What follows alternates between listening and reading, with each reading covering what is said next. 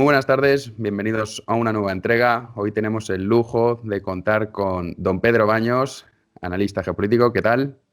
Hola, buenas tardes.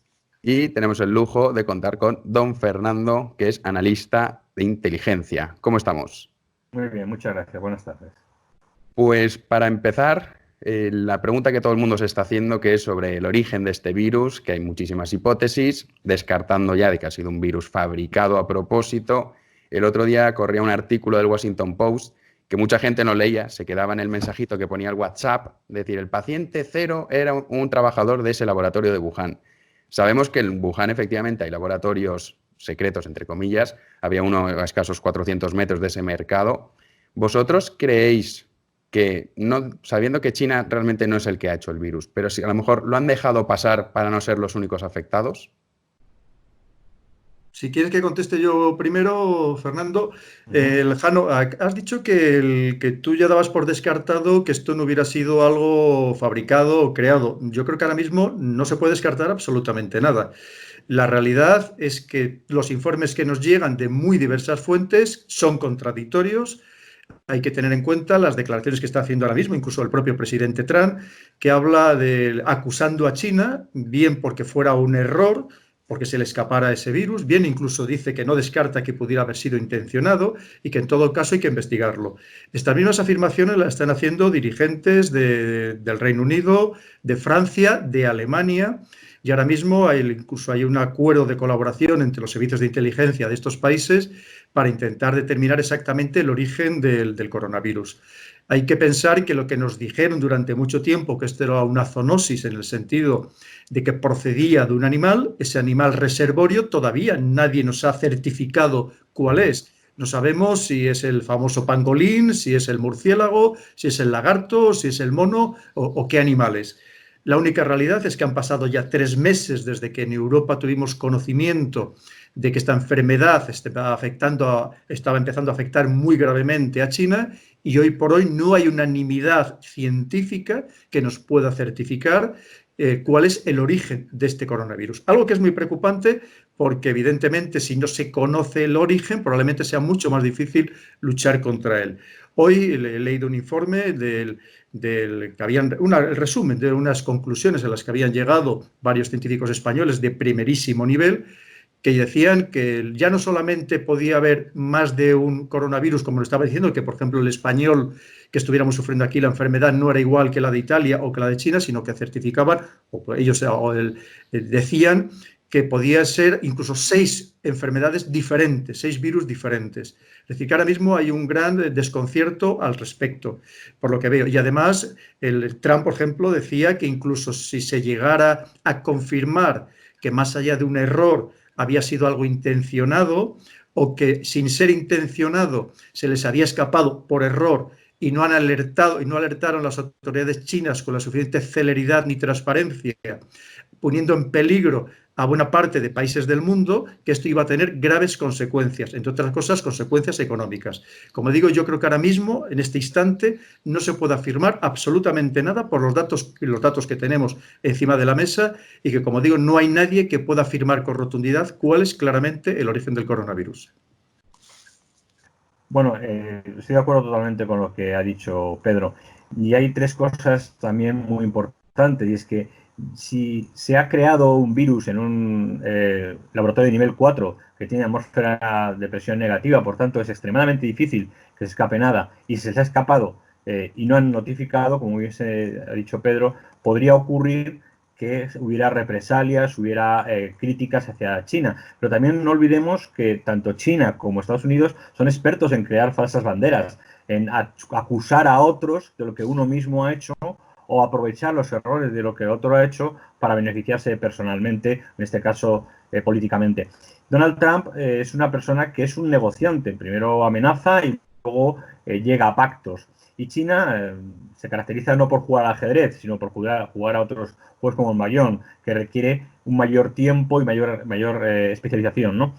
¿Qué significa? Significa que yo no creo exactamente que haya sido fabricado, no lo podemos demostrar a día de hoy y tardaremos mucho en saber la realidad, pero lo que sí es seguro es que uno no puede sembrar accidentalmente o intencionalmente serpientes en el jardín del vecino y pensar que no le piquen a uno mismo. Por tanto, como la energía nuclear, como en este tipo de cuestiones, dejar escapar intencionadamente o cometer un error de este tipo significaría algo gravísimo.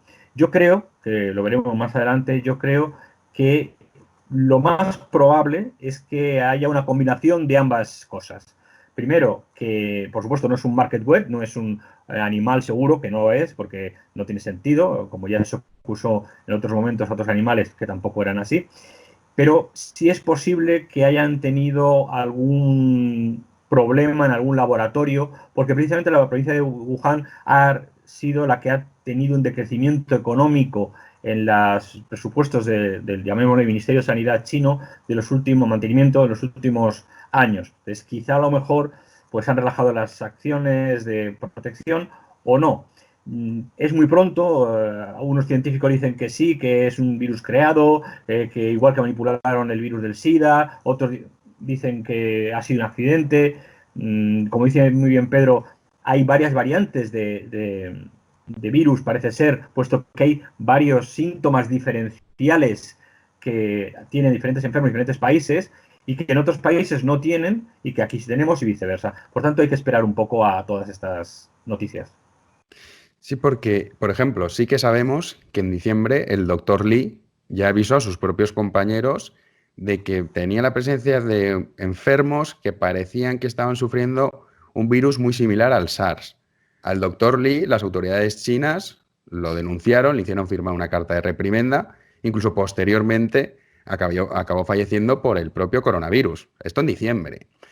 También sabemos que desaparecieron periodistas como Shen Qiuxi y Fan Bing, que estaban intentando WeChat, que bueno, es la aplicación que más se utiliza en China, y ellos estaban a través de Skype y a través de los canales occidentales informando de lo que pasaba, también desaparecieron. O sea, yo creo que es muy evidente que China, evidentemente, ha estado intentando tapar al máximo posible lo que estaba ocurriendo y que de pronto, cuando ellos nos dijeron, el virus ya está aquí, bueno, es probable que llevase bastante más tiempo. Entonces, de verdad, o sea, vosotros no creéis, sin saber exactamente al 100% si puede ser o no, aunque bueno, todo apunta a que no ha sido fabricado, pero ¿de verdad no creéis que sí que lo han dejado pasar para decir, bueno, ya que esto a nosotros se nos ha descontrolado y lo estamos sufriendo, que lo sufra todo el mundo? Y luego también, ¿no creéis que si eso se consigue demostrar, tanto Estados Unidos como la Unión Europea se replantearían un poco esas relaciones comerciales que tenemos con China a día de hoy? Bueno, ahí hay tres temas que has tocado que son muy, muy, muy delicados. Primero, replantearse las relaciones comerciales con China. Cuando China tiene comprada la deuda exterior de muchos países y tiene unos potenciales económicos en bonos en letras del tesoro, por llamarlo de alguna manera, de diferentes países, es muy arriesgado. En estos momentos China es una potencia económica pujante que se aproxima rápida y velozmente hacia, bueno, la Unión Europea ya ha sobrepasado, pero hacia Estados Unidos. Por tanto, eso habría que ver si se puede o no se puede replantear, como ha ocurrido con el 5G, como ha ocurrido con la censura a Huawei, etcétera, etcétera. La segunda es que el comportamiento de China es lo habitual. Es decir, China habitualmente reprime cualquier tipo de expresión que no sea alineada organizativamente con el Partido Comunista o con el sistema institucionalizado. Por tanto, que se reprima a un científico o desaparezcan periodistas, que ocurre casi diariamente en China, es algo normal. En este caso puede ser más grave, puede ser causal o casualmente, porque esté hablándose de esto.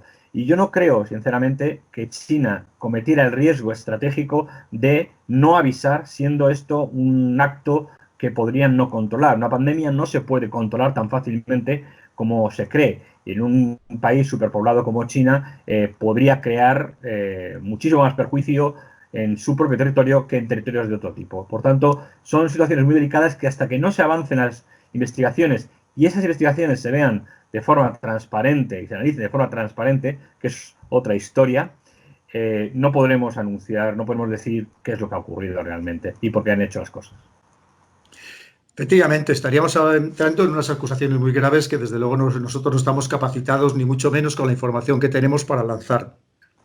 Lo primero, no sabemos, y vuelvo a insistir en esta cuestión, porque nadie nos lo ha transmitido con certeza, si fue algo que estaban trabajando en ese laboratorio de alerta biológica del nivel 4, del máximo nivel, que había a pocos metros del mercado húmedo de Wuhan, y que se les escapara accidentalmente. No podemos saber tampoco, incluso como dicen algunos líderes mundiales, que fuera intencionado ese lanzamiento de este virus. Tampoco sabemos ahora mismo para afirmar con rotundidad que fuera algo natural que se produjera en ese mercado húmedo. Lo que estamos hablando de esa zoonosis procedente de un animal. Es decir, hay muchísimas dudas. Y desde luego, si no conocemos siquiera el origen, ¿cómo vamos a poder aventurar siquiera que China tuviera intención de que ya, como decías, de que esto ya que lo sufrimos nosotros, que lo sufra el resto del resto del mundo, y para ver si nosotros esto nos sirve todavía para lanzarnos más, para hacernos con la corona del poder mundial? Es muy complejo el llegar a ese tipo de afirmaciones. Lo que es verdad es que lo que dice Estados Unidos, y ahora digo estos otros países que se han unido a él, Francia, Alemania y Reino Unido, que dicen que si eso se confirmara, que hubo negligencia tanto en un sentido como en otro por parte de las autoridades chinas, si decimos que ahora estamos en guerra, se le podrían exigir a China reparaciones de guerra por todas las consecuencias económicas que tiene, y ya de hecho hoy en algún periódico alemán se hablaba de pedirle el gobierno alemán al gobierno chino que una factura, ponerle encima de la mesa una factura de 150.000 millones de euros. Y estaremos hablando de cosas muy graves que evidentemente China no iba a aceptar con pasividad, que es el otro riesgo al que nos encontramos, más allá de la cuestión económica, que podríamos entrar en otros derroteros de corte militar, puramente de corte militar, y eso es muy preocupante. Y además China inmediatamente, el gobierno chino, lo que ha hecho es decir, y creo que en este sentido también tiene razón, que este tipo de afirmaciones o de reclamaciones lo único que está haciendo es alimentar la xenofobia y los nacionalismos. Es decir, casi rompiendo completamente con el sistema global, esa globalización que teníamos actualmente. Hay muchísimas implicaciones. Yo lo que sí digo, Jano, es que estamos apenas en unos estadios iniciales de una nueva fase histórica del enfrentamiento, sobre todo entre dos grandes potencias, entre una potencia que se ve decreciente como era Estados Unidos, aunque todavía le queda muchísima fortaleza y que desde luego va a poner en juego, y una potencia que cada vez tenía más auge, empezando por el auge tecnológico y económico, que era China. Desde luego estamos viendo momentos interesantes desde el punto de vista geopolítico, pero preocupantes desde el punto de vista de la seguridad internacional. Sí, porque, por ejemplo, eso que comentaba don Fernando y también comentabas tú ahora, Pedro, el tema de la falsa bandera, que los servicios de inteligencia muchísimas veces, sobre todo en Estados Unidos, lo han utilizado, o el propio MI6 también, han cambiado gobiernos a lo largo de la historia, utilizando manipulación, informes y demás, sabiendo que Donald Trump, desde que su nefasta gestión sobre el coronavirus, porque la verdad es que no ha sido una buena gestión la que ha hecho en Estados Unidos, y sabiendo que tiene unas elecciones, que ya veremos si es en noviembre o no, veremos cómo se desarrolla todo esto, sí que está lanzando un poco el mensaje de, para tapar su negligencia, de el virus chino, ¿no? Como siempre, marcando muy bien que esto es China, que China es el enemigo. ¿Cuán viable veis vosotros que un servicio de inteligencia como el estadounidense pudiese lanzar, no digo inventar, pero sí ciertas, que también, pero sí ciertas hipótesis culpando directamente al gobierno chino? Porque esto es un poco también cómo respondería China a esto, claro, porque si tú estás acusando, China, hay que decir que también en un momento determinado dijeron que esto habían sido soldados estadounidenses los que habían llevado el virus. Luego enseguida dieron marcha atrás. Entonces Donald Trump ha contrarrestado diciendo que el virus chino. O sea, estamos viendo que lo que comentabais, un enfrentamiento bestial entre ellos, sobre todo dialéctico, pero es un poco qué respuesta podría dar China a todo esto, porque los chinos no se van a quedar callados si mañana Estados Unidos utiliza falsa bandera para hacer ese tipo de acusaciones sin tener realmente, sin que estén fundadas, ¿no? ¿Qué podría hacer China? ¿Cómo podría reaccionar ante esto? Sí, lo primero que tenemos que entender es eso, que estábamos ya en una situación de gran enfrentamiento, de un enfrentamiento cada vez más agudizado entre estas dos grandes potencias, y dentro de ese enfrentamiento se libran distintas guerras. Una guerra es la guerra económica, que se hace con instrumentos económicos. Hay otra guerra que también se libra a diario y que además nos afecta a nosotros porque somos el objetivo de esa guerra, que es la guerra informativa, a través de la desinformación, de la manipulación mediática, que es lo que estamos viviendo. Hay que tener en cuenta, por otro lado, que los servicios de inteligencia son instrumento instrumentos de los gobiernos, no tienen ninguna capacidad decisoria. Y muchas veces los gobiernos interpretan o también condicionan los informes de estos servicios de inteligencia.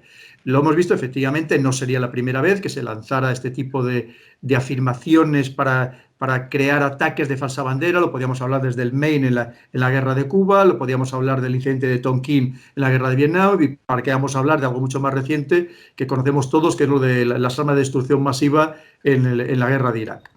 Entonces, que no sería nada descartable. Y además hay que tener otra cosa, si me permites extenderme un poco, Jano, porque es muy interesante lo que has comentado y la línea de debate que has abierto. Mira, una cosa que a mí ahora me preocupa es cómo van a reaccionar tanto una potencia como la otra. Yo llevo diciendo que aquí ahora, a pesar de que todo el mundo dice, bueno, ya esto claramente significa que China ha ganado. China ahora mismo ha sido capaz de reactivarse muy rápidamente, eficazmente, ha dado una imagen de país sólido y unido, de un país además que efectivamente tiene una estructura y una capacidad, más allá de que sea un sistema autoritario, para reaccionar esa resiliencia de todo un país, de respuesta y recuperación. Pero yo creo que cometeríamos un gran error si diéramos a Estados Unidos por vencido. Estados Unidos va a hacer lo posible y lo imposible porque esa situación de superación, claramente, de esa inercia que llevamos de superación de China a su país, a Estados Unidos, para que no se llegue a materializar, y menos en este momento. Estados Unidos todavía tiene muchísimas bazas con las que hacer frente, empezando por su capacidad militar convencional, ya no entro en la nuclear, en la convencional.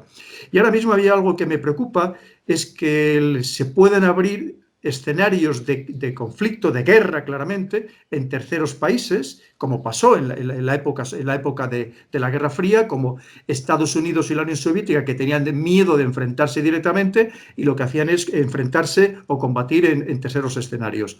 Pero por otro lado, yo no descarto la posibilidad de que ahora mismo, precisamente argumentando que China tuviera alguna responsabilidad de algún tipo, por error o intencionado, en la expansión del coronavirus en el mundo, que Estados Unidos lanzara algún tipo de operación militar en las cercanías de las aguas chinas, solamente para presionar que China precisamente pagara esas reparaciones de guerra que estamos comentando. Como bien ha dicho Fernando, hay que pensar siempre que Trump, por encima de todo, es un hombre de negocios.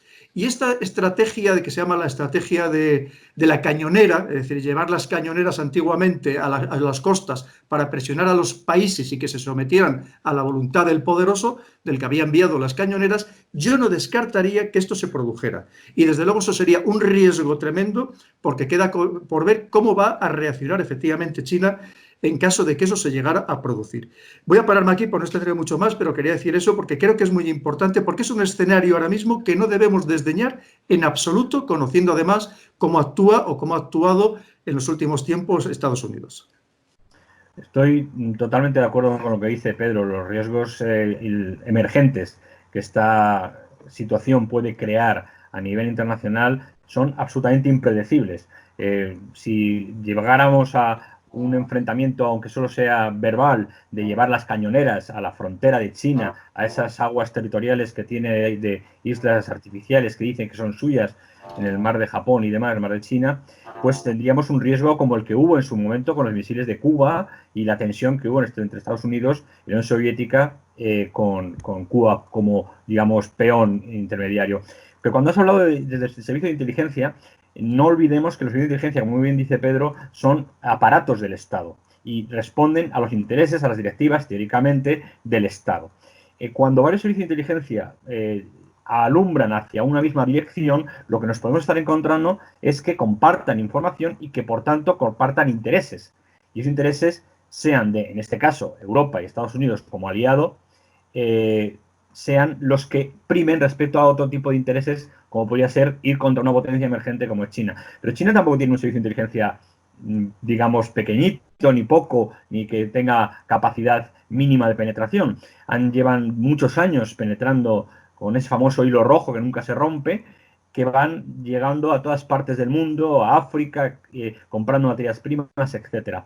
Por tanto, hay tres fases. Primera, como bien ha dicho Pedro, la fase económica, la fase, en este caso, provocada por un virus que se ha perdido, que se ha creado o que se ha expandido, que es el acicate o la espoleta, y las consecuencias que puede tener, que sean económicas, geopolíticas, geoestratégicas, de lucha intermediaria en, por ejemplo, territorios, tierras raras, tecnología, y eso no sabemos a dónde nos puede llevar.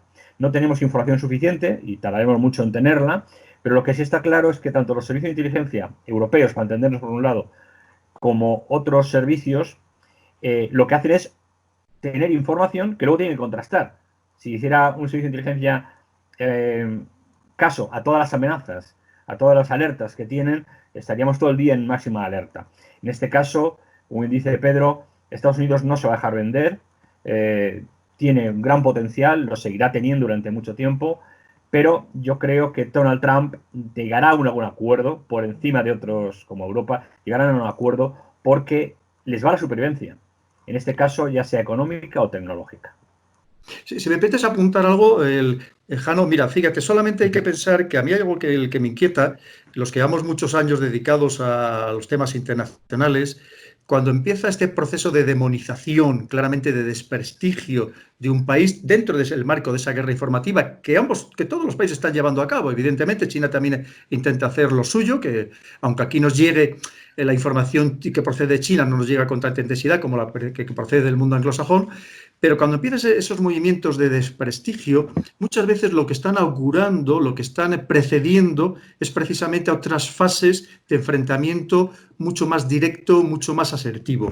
Y por tanto digo que tenemos que ser muy prudentes porque cuando empieza este lenguaje de corte bélico o de corte prebélico, algo más puede llegar a suceder. Solamente que estemos pendientes y, como digo, que pensemos que esa posibilidad no es desdeñable en absoluto.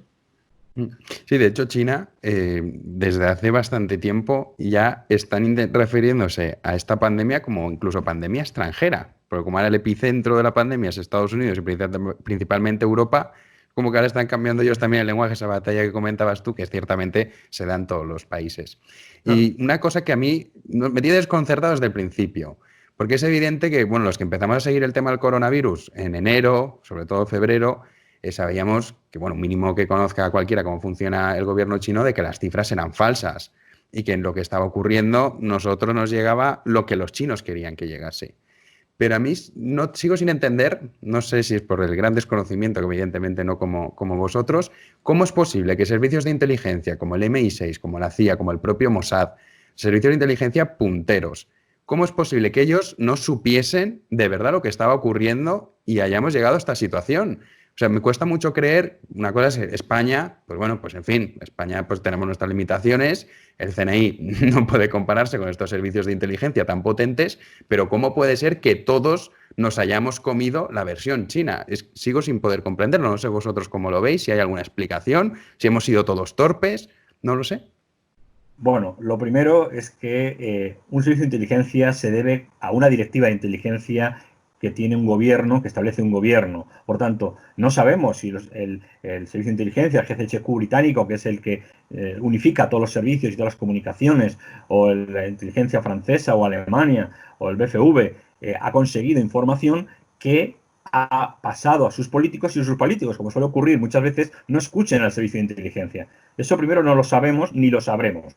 Segundo, en cuanto a que nos hayamos comido, coloquialmente hablando, la información de los chinos, bueno, todo el mundo sabe cómo funciona China y todo el mundo sabe cómo opera China, qué tipo de información sesgada siempre dan, como la dan otros países sesgadamente. Lo que pasa es que nosotros ahora tenemos, como bien ha dicho Pedro, una focalización como en China, como el dragón que ha despertado y que es el enemigo a abatir. Pero hace unos años era otro país y dentro de unos años puede ser otro país o no, depende de cómo evolucione esta crisis. Por tanto, no pensemos que los servicios de inteligencia han sido torpes, que puede ser que sí, no lo creo, o que tuvieran información, pero no contrastada, no reafirmada y que llevada, en el caso de los británicos, al Comité Cobra, el Comité Cobra evidentemente haya tomado sus decisiones políticas. Un servicio de inteligencia europeo, en este caso democrático, está siempre subordinado a la función política, no está por encima de la función política. Por tanto, es algo muy, muy delicado y muy pantanoso. Efectivamente, lo que no sabemos es exactamente qué es lo que han informado esos servicios de inteligencia a sus decisores políticos, porque una vez más, un servicio de inteligencia es un instrumento que lo que hace es proporcionar elementos de decisión al que tiene que tomar en la decisión final, que es el político. Eso es lo primero. Lo siguiente, no solamente hablaríamos de la inteligencia humana, del espía, de la gente de esos servicios de inteligencia que estuviera sobre el terreno, que seguro que estaban, segurísimo, y además podríamos hablar de todo lo que son la inteligencia electrónica, por así decirlo, un ámbito más amplio, empezando por la inteligencia de los satélites, que también proporcionan mucha información. Sin lugar a dudas, se tenía información por parte de los grandes países y, por cierto, el CNI tenemos personal fantástico, lo que no tenemos es los medios de los que disponen otros países, eso está claro, como no tenemos en el ejército, pero el personal es al mismo nivel o más que en cualquier otro país. Pero lo que es verdad es que seguro que había información que se ha pasado a los gobiernos y que cada uno lo ha interpretado dependiendo de los intereses políticos e ideológicos del gobierno que está en el poder, que no se nos debe olvidar bajo ningún concepto. Y hablamos de los servicios de inteligencia, pero se nos olvida, yo no he oído todavía hablar a nadie, de otro órgano del Estado que también seguro que ha proporcionado informes muy detallados, que es el servicio diplomático. El servicio diplomático que todos los días emite informes, todos los días procedente de todas sus delegaciones diplomáticas y consulares por todo el mundo, todos los días seguro que informó de lo que pasaba al detalle en China, dentro de los conocimientos que ellos pudieran tener, evidentemente. Y seguro que informó y alertó y daría recomendaciones sobre lo que estaba pasando desde el primer momento en Italia o en cualquier otro país. Yo no tengo ninguna duda. Una vez más, cada país, y lo estamos viendo, ha interpretado esos mensajes que seguro existen y que algún día a lo mejor llegaremos a conocer, aunque sea dentro de muchos años, y que, digo, cada país lo que ha hecho es tenerlos en cuenta o ignorarlos o interpretarlos según su ideología o según sus intereses políticos.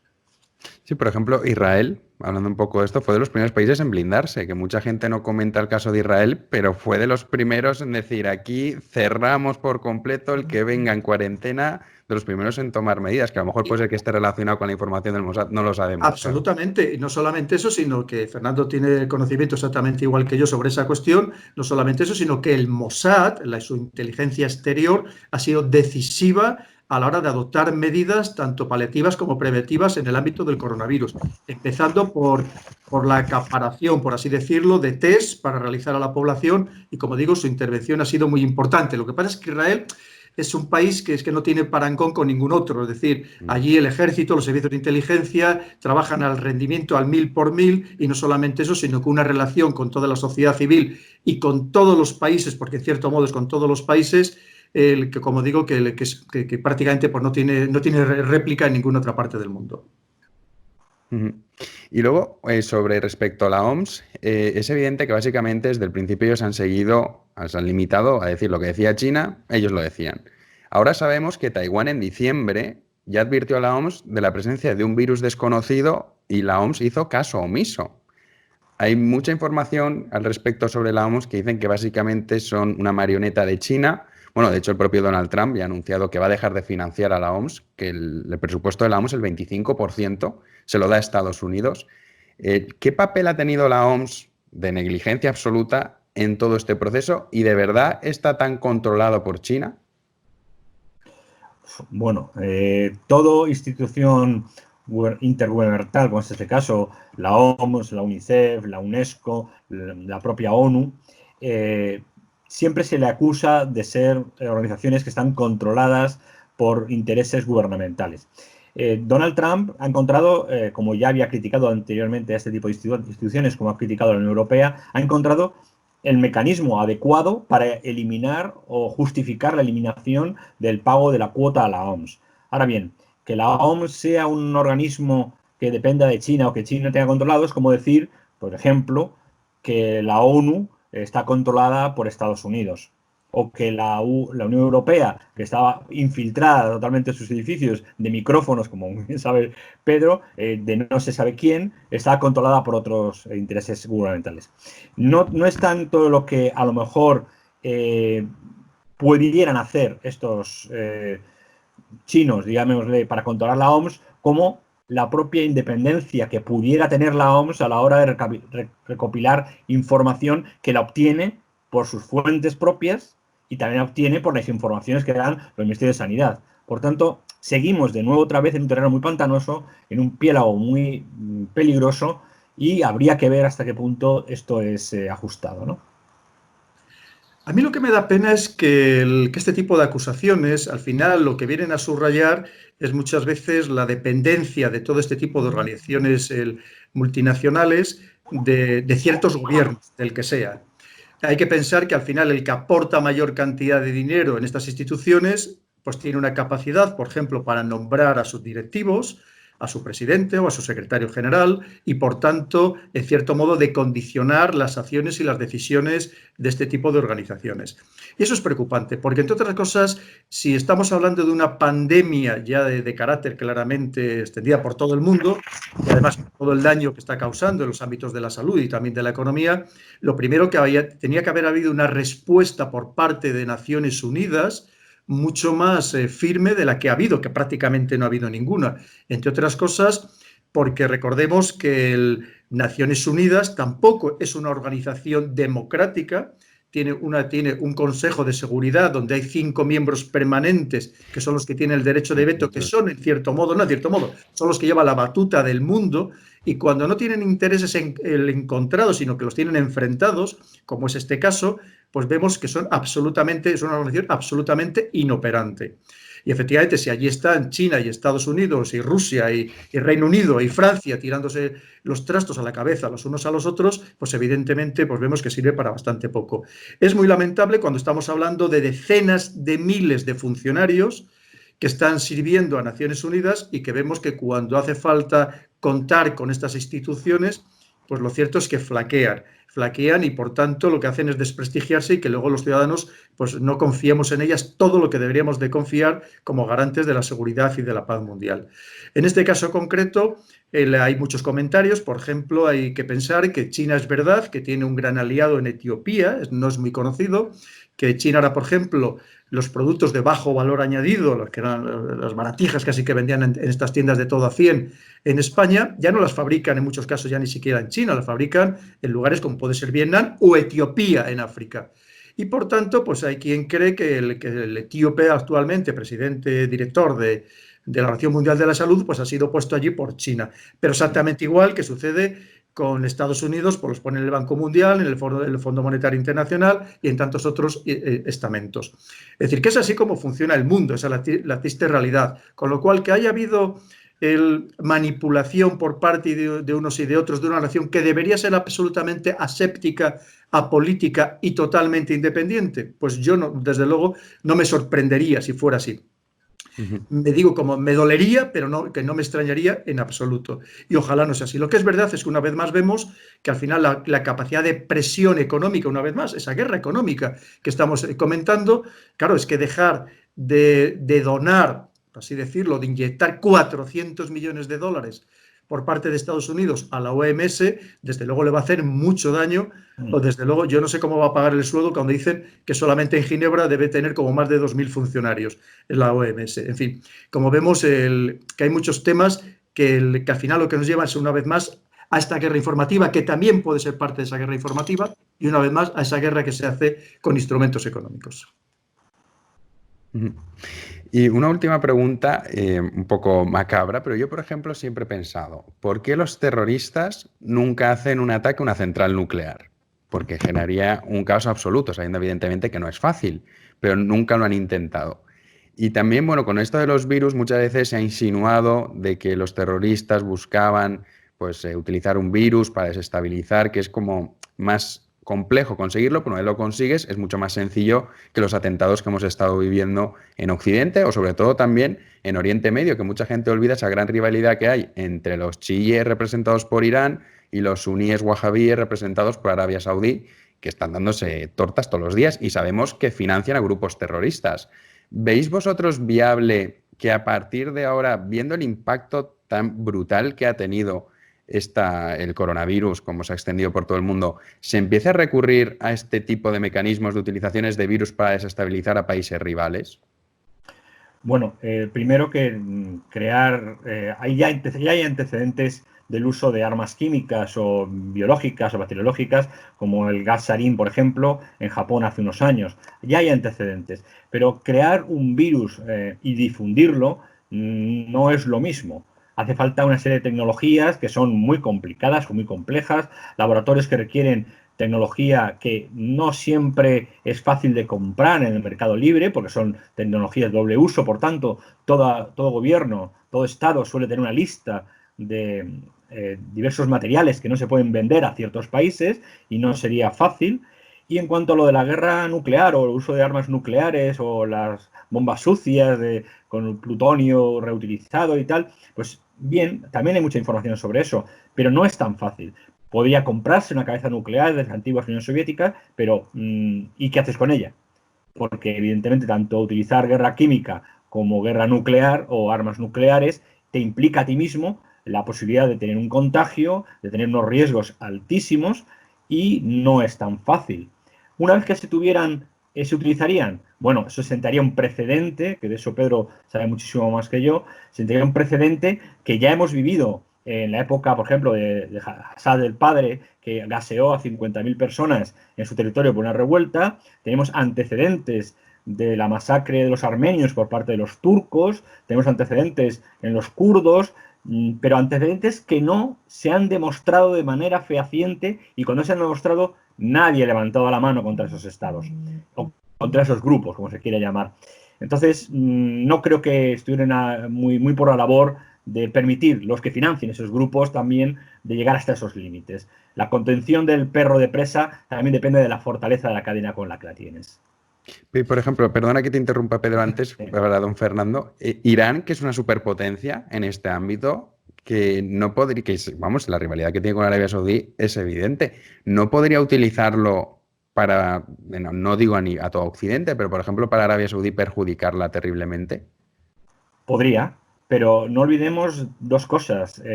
Los ayatolás, Khamenei y sus sucesores, Rafsanjani, lo que han hecho ha sido diversas fatuas, diversas normativas que impiden el uso contra la vida, llamémoslo así, de armas biológicas. Otra cosa es que lo cumplan, ¿vale?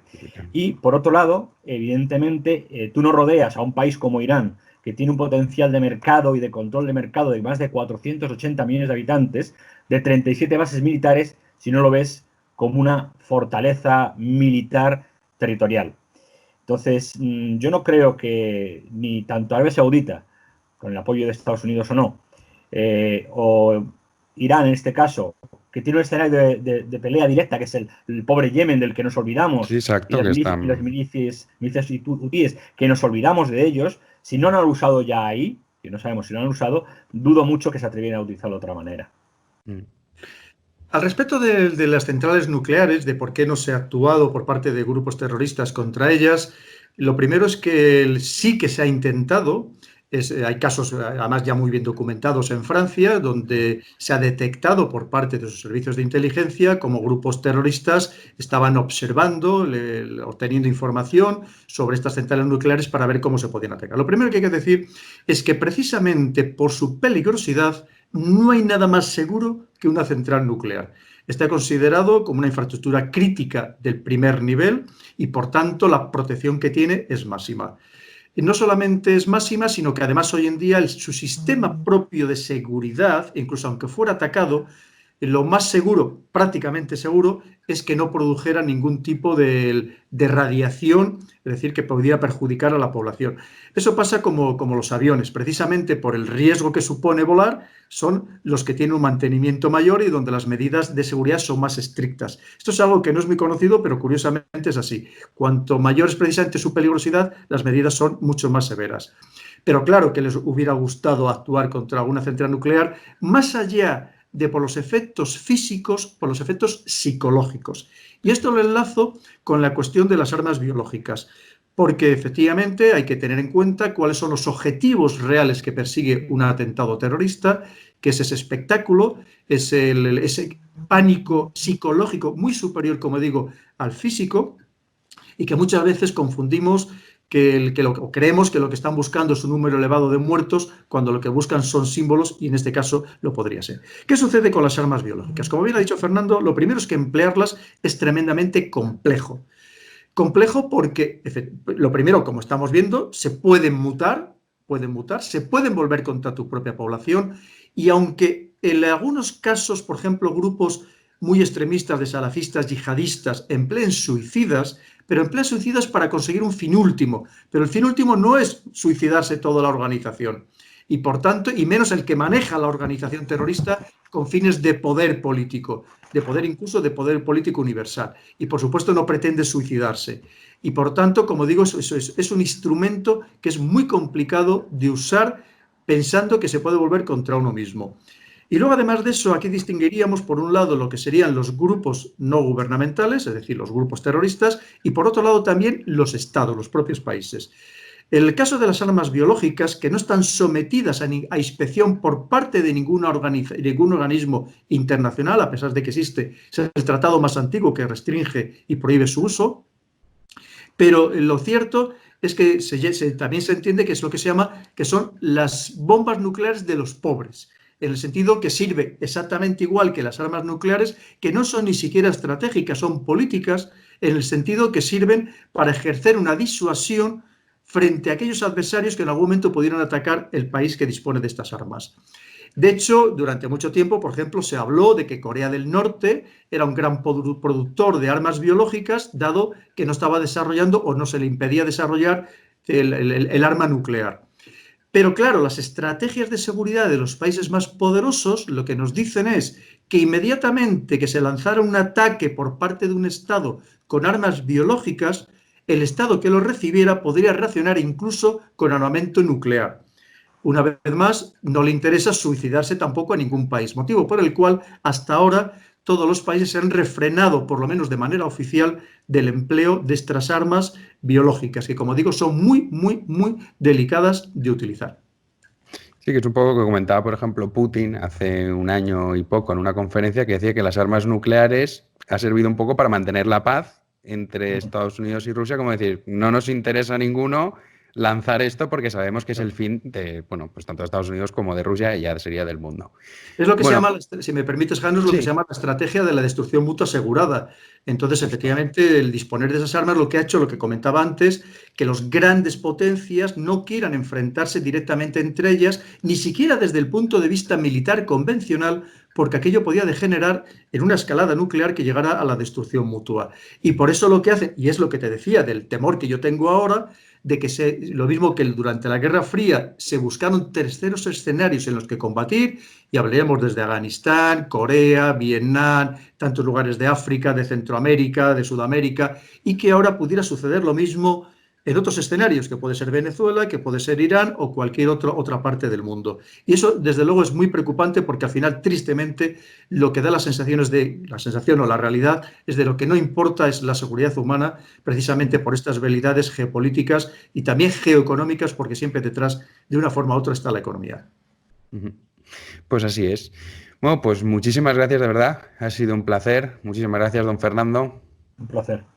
Y muchísimas gracias, don Pedro. Y si les parece, cuando avance un poco todo esto, tengamos más información, podemos hacer una actualización con más datos, que es verdad que todavía hay muchas cuestiones que no se pueden responder. Muchísimas gracias, de verdad, por haber estado hoy con nosotros. Pues ha sido un placer, Jano, y muchas gracias por haber contado con mi análisis. Muchísimas gracias. A tu disposición, Jano. Un abrazo. Cuidaros mucho. Un abrazo. Gracias.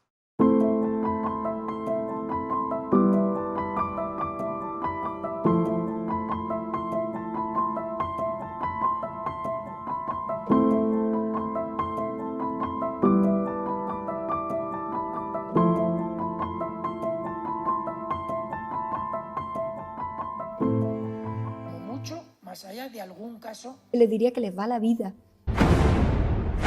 Tenemos un incremento de casos muy significativo. Cada decisión minuto a minuto está siendo la adecuada. No lo puedo explicar. Pueden sentirse protegidos. Esta es la situación que tenemos en la UCI.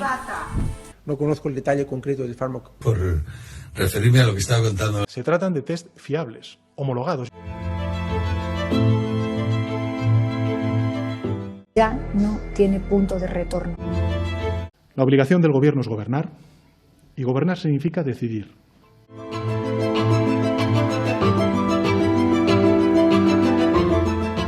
Dame los telediarios, uno de los 2 telediarios al día. Haciendo una actuación de servicio al régimen. Más de un centenar de personas han mostrado esta mañana en Madrid su desacuerdo por la decisión de sacrificar al animal. Hasta ahora nadie ha dimitido. Y nadie del gobierno ha reconocido aún ni un solo error en la gestión.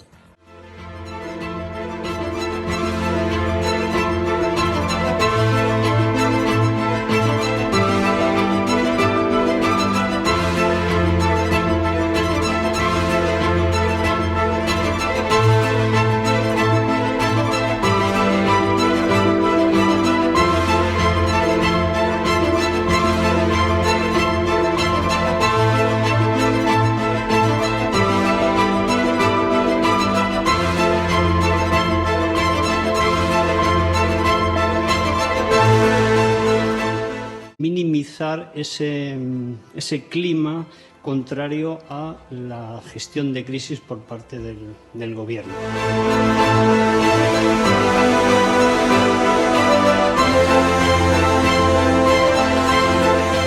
No dormiría por la noche, junto con el 95% de los ciudadanos de este país,